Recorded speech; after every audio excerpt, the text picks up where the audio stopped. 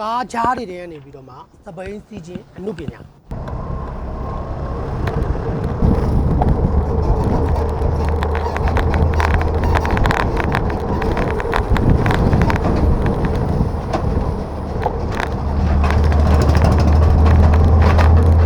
ခုစီစဉ်ကိုတာချီလိမ့်မြို့ကတာချီလိမ့်နဲ့မေယန်းတီအိမ်ရောက်ဝန်ဆောင်မှုပေးနေတဲ့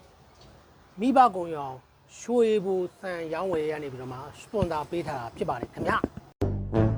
ကျွန်တော်နောက်မှာမြင်နေရတာတာချီလိမ့်မြို့ရဲ့မြို့ဦးသေးတီခေါ်တာပေါ့နော်ဒါမြို့ဦးသေးတီပါမြို့ဝင်သေးတီလို့လည်းခေါ်တယ်ပေါ့နော်ဒါကကျွန်တော်တာချီလိမ့်မြို့ကိုစပြီးဝင်ပြီးဆိုတာနဲ့ပထမဆုံးတွေ့ရမယ်မြတ်ဗုဒ္ဓရဲ့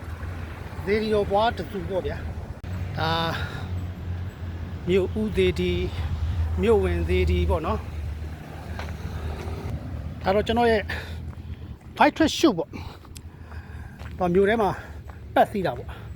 ကျွန်တော်ကတာချီလိမ့်ရဲ့ bike ကအစ်စ်ဘာလို့လဲတာချီလိမ့်မြို့တဲ့မြို့ဝင်းကျင်မှာပဲပတ်ပြီးတော့စီးနေရမလို့တာချီလိမ့်ရဲ့ bike ကအစ်စ်ဒီမြင်ရသလိုပဲဒါကျွန်တော်တို့တောင်ကြီးဘက်ကနေလာတဲ့ကားတွေပေါ့နော်အဲ့မှာပထမအောင်ဆုံးတွေ့ရမှာမြို့ဦးသေးတွေပေါ့မြို့ဝင်သေးတွေပေါ့ဒါလေးကိုအများသူငါကြည်ညိုသရာပွားများနိုင်စေရန်အတွက်ပြန်လည်မျှဝေပေးလိုက်ပါတယ်နော်ခဏချွေးပြန်သွားလို့ခဏနေတောင်တက်မယ်ခဏနားမကြည့်လိုက်အောင် organic တွေဆက်လိုက်ကြည့်ပြပါဦးအနေထားကိုရှိုးလိုက်စပိန်မော်နဲ့ဒီလိုရိုက်တာချီလိမ့်ကဖိတ်ခေါ်ပါတယ်